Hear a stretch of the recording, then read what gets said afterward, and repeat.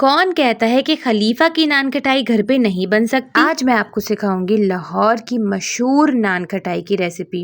ये नान खटाई बनाना बहुत आसान है, ये बहुत मज़े की बनती है। पूरी रेसिपी फॉलो कीजिएगा, स्किप करके नहीं देखिएगा। इसमें टिप हैं, ट्रिक्स हैं, वो आपके काम आएंगी। अस्सलाम वालेकुम, मोहम्मद की किचन में आप सबका वेलकम है। चलिए रेसिपी स्टार्ट करते हैं। सबसे पहले मैंने आधा कप बादाम को आधा चम्मच घी डाल के अच्छे से रोस्ट किया है, तब तक जब तक इनका कलर गोल्डन ना आ जाए और इनमें प्यारी सी खुशबू ना आ जाए।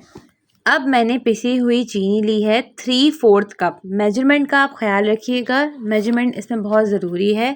आप एक बार कप ले लीजिए तो आपको बहुत आसानी होगी। साथ ही मैंने इसमें आधा कप मेल्टेड देसी घी, असली घी लिया है। ना ये इस वक्त गर्म है, ना ये इस वक्त ठंडा, इस वक्त नॉर्मल टेम्परेचर पे है, लेकिन मैंने इसको मेल्ट करके मेजर किया है आधा कप। अब मैं चीनी और घी को उस वक्त तक मिक्स करूँगी जब तक इसका टेक्सचर क्रीमी बटर की तरह ना हो जाए, वाइट कलर का फ्लफ़ी ना हो जाए। आप चाहें तो इलेक्ट्रिक बीटर से भी कर सकते हैं, और अगर आप इलेक्ट्रिक बीटर से ना करना चाहें तो हाथ से तकरीबन 5 से 6 मिनट के अंदर आप विस्क करते रहें तो आपका ये बैटर रेडी हो जाएगा। अब मैं इसके अंदर 1.5 कप मैदा डाल रही हूँ। मैं मेजर करके डाल रही हूँ और मैं छान के डाल रही हूँ। साथ ही मैंने इसमें 2 चम्मच बेसन डाला है। बेसन भी मैं छान के डाल रही हूँ। छानने से सारे लम्स निकल जाते हैं, हमारा स्मूथ डो बनता है। साथ ही मैंने इसमें 1 चम्मच भर के बेकिंग पाउडर डाला है और 2 पिंच के करीब मैंने इसमें बेकिंग सोडा डाला है। साथ ही मैंने इसमें 1 पिंच के करीब नमक डाला है। साथ ही 1/4 टीस्पून मैंने इसके अंदर इलायची का पाउडर पीस के डाला है। अब मैं इसके अंदर रोस्टेड बादाम सब डाल दूंगी। आप चाहें तो बादाम की क्वांटिटी कम या ज़्यादा कर सकते हैं, लेकिन इसके अंदर बादाम ज़्यादा ही अच्छे लगते हैं।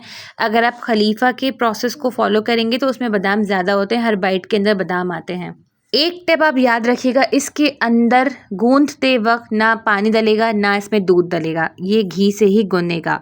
डो को गूंथते वक्त थोड़ा पेशेंस से काम लीजिएगा, क्योंकि घी मेल्ट होगा, उसके बाद ये आहिस्ता आहिस्ता बाइंड होगा। ये स्टार्टिंग में बाइंड नहीं होगा तो आप परेशान नहीं होइएगा और इसमें पानी या दूध नहीं डालिएगा।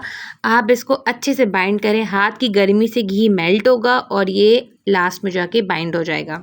अगर आप मेरे चैनल पे न्यू हैं तो मेरी आपसे रिक्वेस्ट है कि प्लीज़ मेरे चैनल को सब्सक्राइब कीजिए, मेरी वीडियोस को लाइक कीजिए, मेरी वीडियोस अपने फ्रेंड्स एंड फैमिली के साथ ज़रूर शेयर कीजिएगा। Thank you so much. अच्छे से गूंद लीजिए। जब ये कंबाइन हो जाए तो आप इसे 1 घंटे के लिए रेस्ट करने के लिए रख दीजिए। 1 घंटे बाद आप इसके छोटे छोटे हाथ से पेड़े बना के देखिए, जिस तरह मैं बना रही हूँ, आप इसको शेप दे दीजिए। इसकी रफली शेप बनेगी, आपको बिल्कुल राउंड नहीं बनाना, किसी कटर से नहीं काटना, बस हाथ से प्रेस कर करके इसको शेप देनी, जिस तरह मैं शेप दे रही हूँ। आप देखिए, रेसिपी पूरी देखा करें।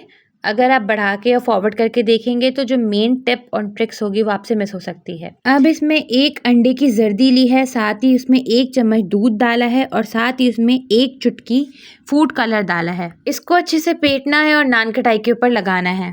अगर आप चाहें तो सिर्फ दूध से भी इसकी कोटिंग कर सकते हैं, क्योंकि प्रोफेशनली इसमें दूध की ही कोटिंग होती है। आप चाहें तो इसे ओवन में भी बेक कर सकते हैं। मैंने इसे पतीले में बेक किया है। प्री हीटेड पतीले के अंदर मैंने इसको बेक किया है तकरीबन 20 मिनट।